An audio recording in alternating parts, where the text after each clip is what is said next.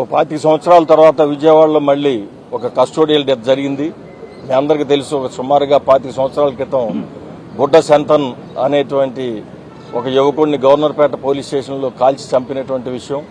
Bezawada bar association దాని మీద ఒక ప్రైవేట్ కేసు దాఖలు చేయటం, అప్పుడున్నటువంటి CP, assistant commissioner of police, circle inspector వీళ్ళంతా కూడా ముద్దాయిలుగా న్యాయస్థానం చుట్టూతో తిరిగినటువంటి ఘటనలు మీకు తెలుసు. అదైన తర్వాత మరలా కృష్ణలంకలో ఒక కస్టోడియల్ డెత్ జరిగినటువంటి విషయం మనందరికీ తెలిసిందే. ప్రతి పౌరుడికి జీవించే హక్కు ఉన్నదని రాజ్యాంగం గుర్తించింది.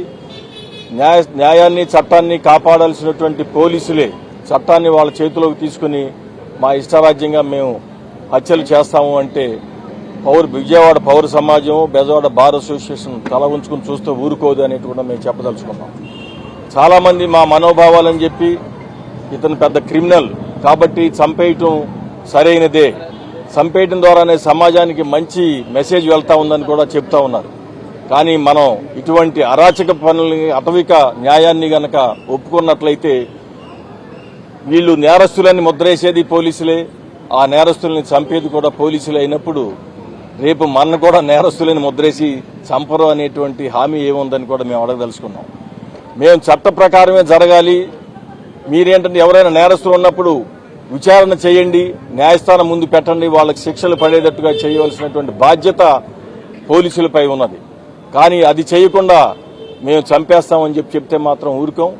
దీంట్లో తప్పనిసరిగా ఇది కస్టోడియల్ డెత్ అనేటువంటిది పోలీసులు కూడా, సిట్ కూడా ఒక నిర్ధారణకు వచ్చినటువంటి ఘటనలు కూడా మనం చూస్తా ఉన్నాం. కానీ మేము చెప్పేది ఏంటన్నట్లయితే ఇప్పటి వరకు ఆయనతో సహచరులుగా ఉండి ఆయన ఉన్నతాధికారులు ఉన్నటువంటి వాళ్ళు ఎంతవరకు న్యాయం చేయగలుగుతారు అనేటువంటిది, ఎంతవరకు నిష్పక్షపాతంగా విచారణ చేయగలుగుతారు అనేటువంటిది కూడా అనేక అనుమానాలు ఉన్నాయి. దేశవ్యాప్తంగా కస్టోడియల్ డెత్స్ జరిగినప్పుడు అది స్థానిక పోలీసులు కాకుండా సిబిఐ విచారణ చేసినటువంటి ఘటనలే మనకు అనేకం కనపడతా ఉంటాయి. సిబిఐ విచారణ చేసినటువంటి ఘటనలోనే శిక్షలు పడినటువంటి కూడా మనం చూస్తూ ఉంటాం.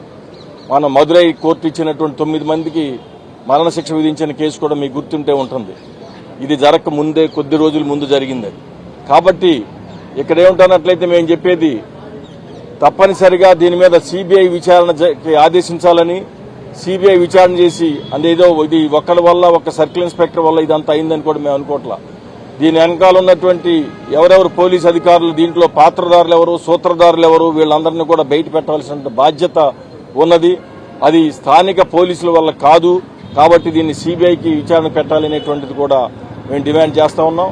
రెండో విషయం, ఇక్కడ బెజవాడ బార్ అసోసియేషన్ తరఫున ఇక్కడ ఉన్నటువంటి హ్యూమన్ రైట్స్ కమిటీ, అదేవిధంగా మృతుడి యొక్క పిన్ని కూడా మా బెజవాడ బార్ అసోసియేషన్ సభ్యురాలు అవటం, వాళ్ళు మొదటి నుంచి కూడా అనేక ఆందోళన చేయటం, అని ప్రజల దృష్టికి, సమాజం దృష్టికి తీసుకురావడానికి ఎంతో కృషి చేశారు ఈ సమస్య గురించి. కానీ ఇది బాగా అయిన తర్వాత, చివరికి ముదిరిన తర్వాతే కొంతమంది దీని మీద రియాక్ట్ అయ్యి బయటకు వచ్చారు తప్పితే చాలా దాదాపుగా 50 రోజుల నుంచి Bezawada bar association, the human rights committee, అదేవిధంగా మృతుడు పిన్ని గారైనటువంటి మా న్యాయవాది కూడా వీళ్ళంతా పనిచేస్తా ఉన్నారు. వీళ్ళు న్యాయస్థానంలో కూడా అనేకమైనటువంటి పిటిషన్లు కూడా దాఖలు చేయడం జరిగింది. సుప్రీంకోర్టు చెప్పింది ప్రతి పోలీస్ స్టేషన్కి, ప్రతి విచారణాధికారి ఉండేటువంటి ప్రాంతానికి కూడా సీసీ ఫుటేజ్ పెట్టమని చెప్పి సుప్రీంకోర్టు తీర్పు చెప్పింది. కానీ కృష్ణలంక పోలీస్ స్టేషన్లో పెట్టినటువంటి సీసీ ఫుటేజీ ఈ నెల రోజులు ఉన్నటువంటిది ఏమీ లేకుండా ఉన్నదనేటువంటిది కూడా సిట్ నిన్న ఈ రిమాండ్ రిపోర్ట్లో పేర్కొనడం జరిగింది. అంటే ఇది ఏ విధంగా ప్లాన్ ప్రకారం జరిగింది అనేటువంటిది కూడా మనకు అర్థమవుతా ఉన్నది.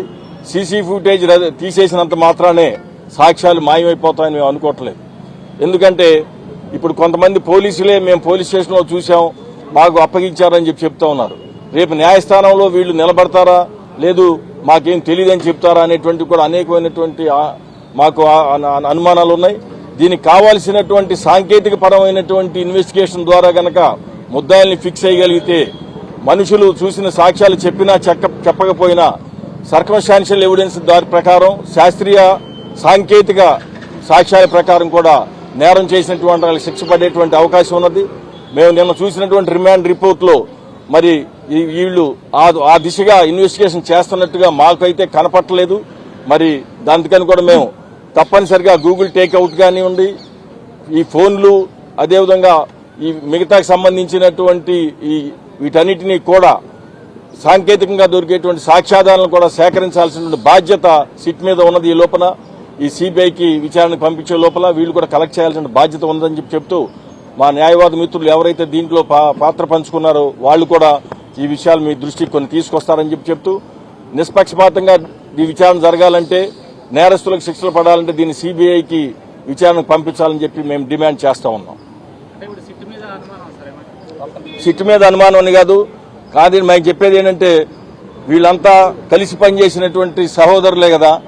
అదేవిధంగా కలిసి పనిచేసినప్పుడు సమాజానికి కూడా మేము నిష్పక్షపాతంగా విచారణ చేస్తామనేటువంటి ఒక సందేశాన్ని పంపించాలి అన్నప్పుడు ఈ ఎవరికి సంబంధం లేనటువంటి వాళ్ళు వ్యక్తులు చేస్తేనే మంచిది అనేటువంటిది. అదేవిధంగా కస్టోడియల్ డెత్స్ లో మరి ఒక పోలీసు ముద్దాయిగా ఉంటాడు, మరొక పోలీసు అదే ప్రాంతానికి చెందినటువంటి పోలీసు, అదే రాష్ట్రానికి చెందినటువంటి పోలీసు విచారణ చేస్తే అది ఏ మేరకు ఉంటుందనేటువంటిది కూడా మనం అర్థం చేసుకోవచ్చు. అందుకని మేము సిబిఐని డిమాండ్ చేస్తా ఉన్నాం. బార్ అసోసియేషన్ సభ్యుడిని. మేము ఇంతకు ముందు గాదే విజయలక్ష్మి గారి తరఫున రెస్పాండెంట్స్ గా స్టేషన్ హౌస్ ఆఫీసర్ కృష్ణలంక, అట్లాగే కమిషనర్ ఆఫ్ పోలీస్ విజయవాడ వారి మీద 2 పిటిషన్స్ వేశాము. ఏంటంటే కృష్ణలంక పోలీస్ స్టేషన్ లో 1/5/2026 నుంచి 1/6/2026 వరకు సీసీ ఫుటేజెస్ ప్రిజర్వ్ చేసి కోర్టు వారికి సమర్పించమని మేము 2 పిటిషన్స్ వేశాము. గౌరవ కోర్టు వారు ఆ 2 పిటిషన్స్ ని అలౌ చేశారు. అలౌ చేసిన తర్వాత డైరెక్షన్ ఇచ్చిన తర్వాత ఈ మధ్య నిన్న సిఐ నాగరాజు గారిని రిమాండ్ చేసిన సందర్భంలో రిమాండ్ రిపోర్ట్ లో 1/5/2026 నుంచి 1/6/2026 వరకు సీసీ ఫుటేజెస్ ఏమీ లేవని, డిజపేర్ అయినాయని వారు రిమాండ్ రిపోర్ట్ లో తెలియజేశారు. అంటే మేము అందుకే ఈ విషయంలో సిట్ను ఏర్పాటు చేశారు. అంతకుముందు ఏసీపీ గారిని ఏర్పాటు చేశారు. అంతకుముందు ఎవరో సిఐ గారు ఇన్వెస్టిగేట్ చేశారు. ఈ విషయంలో మేము అందుకే నిష్పాక్షికమైన విచారణ జరగాలని, ఈ కేసు విషయంలో జ్యుడిషియల్ ఎంక్వైరీ జరగాలని మేము కోర్టులో పిటిషన్ వేయటం అయింది. ఆ పిటిషన్ కూడా మేము గాదే విజయలక్ష్మి గారి తరఫున వేశాము. ఆ పిటిషన్ ఈ రోజే హీరింగ్ జరిగింది. గౌరవ కోర్టు వారు ప్రతివాదులకు నోటీసు ఇవ్వమని ఈ రోజే ఆర్డర్ వేశారు. మేము అనేది ఏంటంటే 196 క్లాస్ 2 బిఎన్ఎస్ఎస్ ప్రకారం, అలాగే పాత 176 క్లాస్ 1A సిఆర్పిసి ప్రకారం 2006లో ఎమెండ్ అయిన సిఆర్పిసి దగ్గర నుంచి ఎగ్జిక్యూటివ్ మేజిస్ట్రేట్ కాదు జ్యుడిషియల్ మేజిస్ట్రేట్ విచారణ జరపాలి. ఎప్పుడు ఏదైనా పోలీస్ స్టేషన్ లో లాకప్ లో ఒక మనిషి చనిపోయినా, డిజపేర్ అయినా ఎట్టి పరిస్థితుల్లో అది మ్యాండేట్ జరపాలి. మరి ఈ స్టేట్ జ్యుడిషియల్ ఎంక్వైరీకి ఎందుకు ఆర్డర్ వేయలేదు?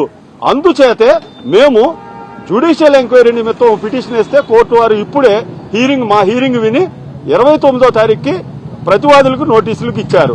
అట్లాగే రిమాండ్ రిపోర్ట్ లో సీసీ కెమెరా ఫుటేజ్ లేదు, డిజపేర్ అయిందని ఇచ్చారు. కాబట్టి యాజ్ పర్ జీవోఎంఎస్ నెంబర్ 132 ప్రకారం ఇదే కమిషనర్ ఆఫ్ పోలీస్ వారు వేరే సందర్భంలో మాకిచ్చిన ఆర్టీఐ ఇన్ఫర్మేషన్ ప్రకారం స్టేట్ లెవెల్ కమిటీలు, డిస్టిక్ లెవెల్ కమిటీలు 2 ఉంటాయి.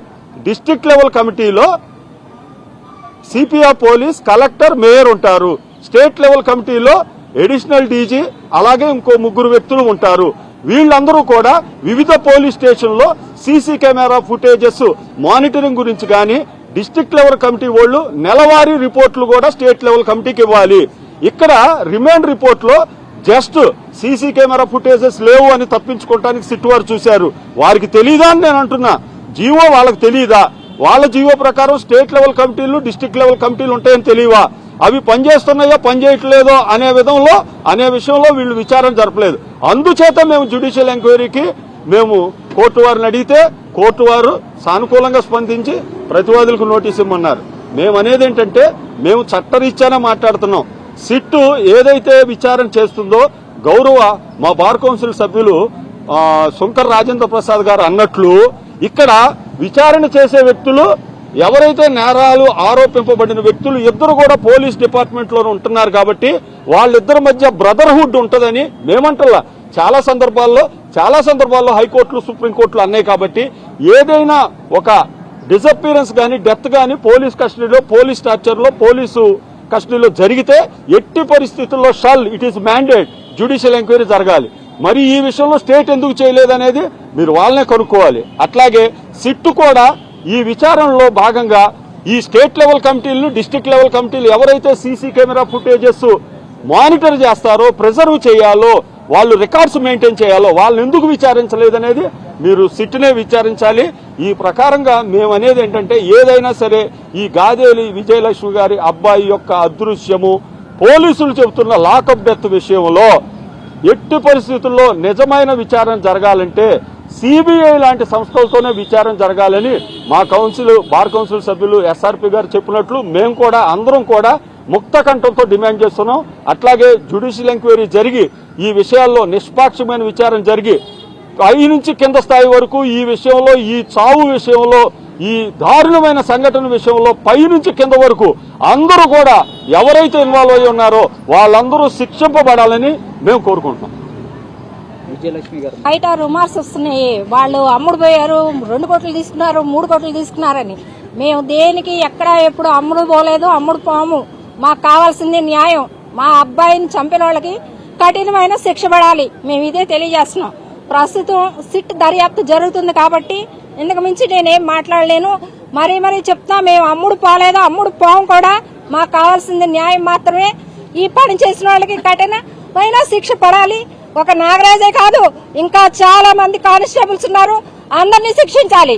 అదే మేము కోరుకుంటున్నాం సాకృష్ణ తరఫున. ఎంతటి వాళ్ళైనా సరే, వాళ్ళు ఎంత పెద్ద స్థాయిలో ఉన్నా సరే వాళ్ళకి తప్పకుండా చట్టం శిక్షిస్తుందని మేము నమ్ముతున్నాము. న్యాయ పోరాటం కొనసాగిస్తాము. పిటిషన్లో జ్యుడిషియల్ ఎంక్వైరీకి వేసామండి. మాకు నిజ నిర్ధారణ అనేది కావాలి. అది ఓన్లీ జ్యుడిషియల్ ఎంక్వైరీ మాత్రమే చేయగలుగుతుంది. అందుకే మాకు జ్యుడిషియల్ ఎంక్వైరీ కావాలి అని అడగడం జరిగింది. కృష్ణ కేసులో జ్యుడిషియల్ ఎంక్వైరీ కోరుతూ ఈరోజు మేము డిమాండ్ చేస్తున్నాం. ఎందుకంటే పోలీసులు ఎవరైతే ముద్దాయిలుగా ఉన్న పోలీసులు, అట్లాగే విచారణ అధికారులుగా ఉన్న పోలీసులకి మధ్య బ్రదర్హుడ్ ఉంటుందని నేను చెప్పడం కాదు, ఎన్నో హైకోర్టు, సుప్రీంకోర్టు ఆర్డర్స్ ఉన్నాయి. కాబట్టి ఈ సందర్భంలో ఖచ్చితంగా సిబిఐతో విచారణ జరిగితే మాత్రమే దీనిలో నిజాలు బయటకు వస్తాయి. కాబట్టి మేము సిబిఐ విచారణ జరిపిస్తానికి ప్రభుత్వాన్ని డిమాండ్ చేస్తున్నాం. అట్లాగే judicial enquiry is a must. ఇది ఎవరి దీనివల్ల అది కాదు, అది చట్టరీత్యా జ్యుడిషియల్ ఎంక్వైరీ జరగాల్సిందే. It is mandatory, must. Madam, అంటే కేవలం నాగరాజును మాత్రమే ఎఫ్ఐఆర్లో నమోదు చేశారు. మిగతా చాలా మంది పాత్రలు నుండి కుటుంబ సభ్యులు ఆరోపిస్తున్నారు. కానీ వాళ్ళకి సంబంధించి అక్కడ రిమాండ్ రిపోర్ట్లో ఎక్కడ కనబడలేదు. ఏం చెప్తారు? వాళ్ళని కూడా తీసుకురావాలండి. కేవలం ఇతను ఒక్కడే చేయలేడు కదా. స్టేషన్లో ఇంతమంది ఉన్నప్పుడు, ఇంతమంది ఆ రోజులో డ్యూటీలో ఉన్నప్పుడు వీళ్ళందరి పరిస్థితి ఏంటి, వీళ్ళు ఏం చేశారు, వీళ్ళ మీద కూడా మరి ఎఫ్ఐఆర్ ఫైల్ చేయాలి కదా, ఇన్వెస్టిగేషన్ జరగాలి కదా. మరి అలా ఎందుకు జరగట్లేదు?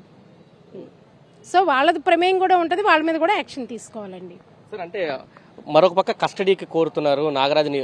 మొదటి రోజు ఎక్కడా కూడా నాగరాజు సహకరించలేదు అంటూనే సిట్ చెప్తుంది. ఇప్పుడు మళ్ళీ కస్టడీకి కోరుతున్నారు. దీంట్లో నిజాలు దాయడానికి ఉన్నాయంటూ కూడా కొంత బయట మాట్లాడుతున్నారు. రిమాండ్ రిపోర్ట్లో ప్రధానంగా చూసుకుంటే సిట్ పూర్తిగా అసలు విషయాలన్నీ కూడా పక్కన పెట్టింది అనేది కూడా తెలుస్తుంది. ఏం చెప్తారు?